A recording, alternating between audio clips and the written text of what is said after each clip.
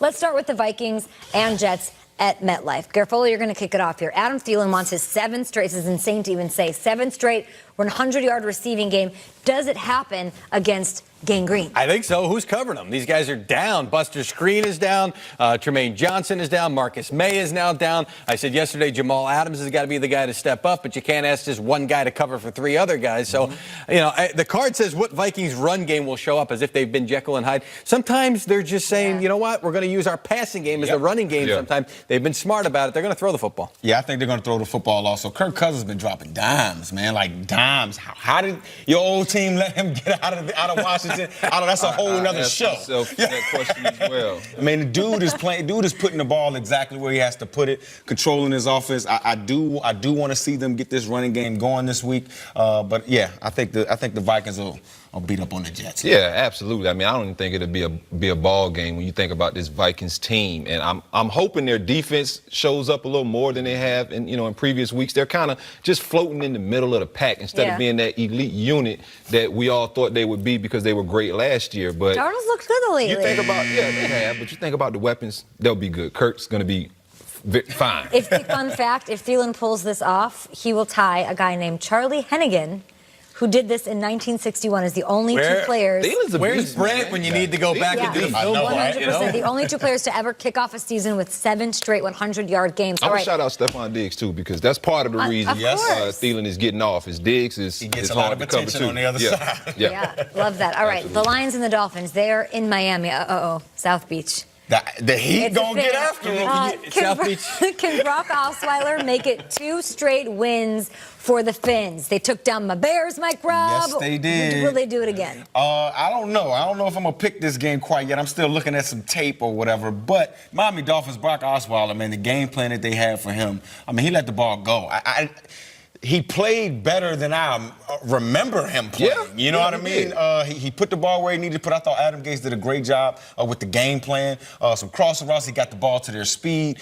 Frank Gore even was revived a little bit last week. Albert Wilson. Albert Wilson. You were talking about his speed, right? That dude is a baller. They need to get the ball to Albert Wilson even more. What's funny about Wilson is that I was there in training camp, and at the time the storyline was, where's he going to fit in? Because he's not playing the slot. How could you not play him in the slot? Is he Jarvis? Is he not Jarvis? What is he? He doesn't fit. Oh, he fits. You get those talents, and you get a good offensive mind like Adam Gase, he'll fit. Yeah, he's a playmaker. You just got to get the ball in his hands. You know, I'm so. You don't have time to think. I'm so nervous because I don't know.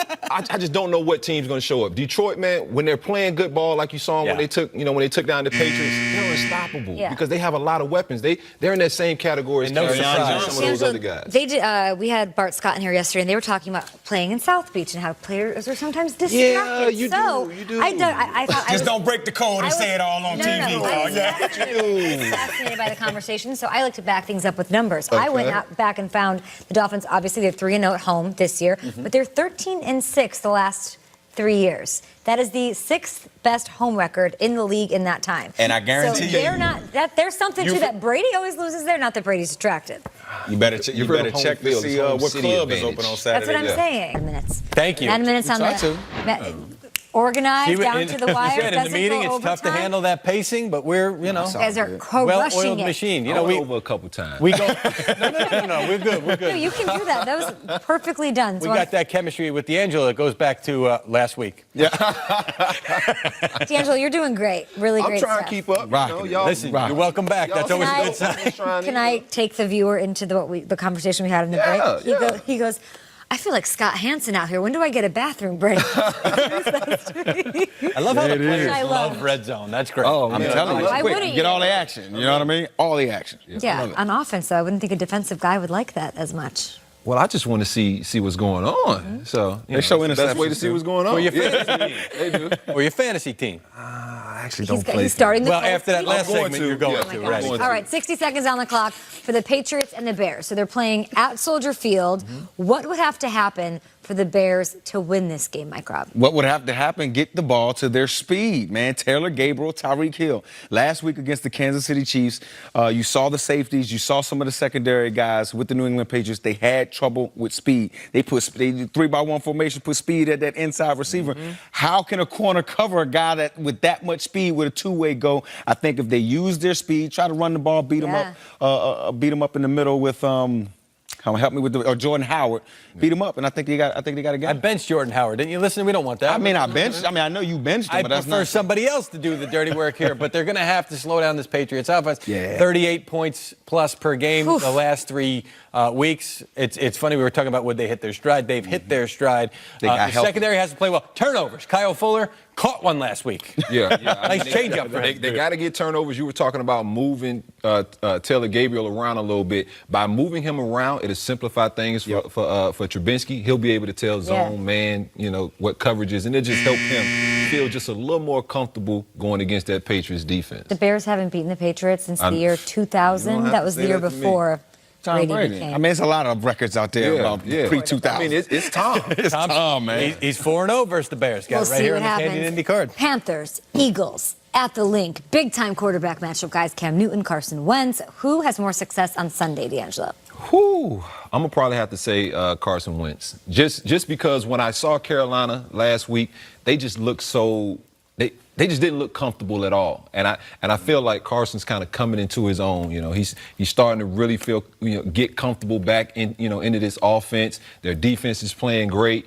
And so, it's in Philly. And it's a tough place to play. And it's also a tough run defense. And I know that Carolina, even though they didn't let Cam Newton run last week, that's a strength of their offense. And that's a tough defense to run against. Carson Wentz also not just back feeling good, letting the ball go within the rhythm of the offense, making plays on his own, off schedule. He's doing that immediately. Yeah, they are. But I'm going to be looking at the safeties, and particularly on both sides, particularly the eighth defenders. You talk about Malcolm Jenkins with the Philadelphia Eagles and possibly Eric Reed and other guys with the Carolina Panthers. Can they be playmakers in the run game? That extra defender, you got to make the tackle. I love that. This was a Thursday night matchup last year. Remember, that was amazing. Went down to the wire. Luke Kuechly went down, so I cannot wait to see that one. All right, Saints. We've been talking so much about Drew Brees and not defeating the Ravens ever. He's 0-4 in his career, but the Saints have the #1 scoring offense in the league. The Ravens, #1 scoring defense. Which New Orleans playmaker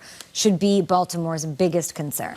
I mean, I think you have to say Alvin Kamara because he's so dynamic. He's so dynamic of a player, catching the ball, running the ball, the two-headed monster with him and Ingram.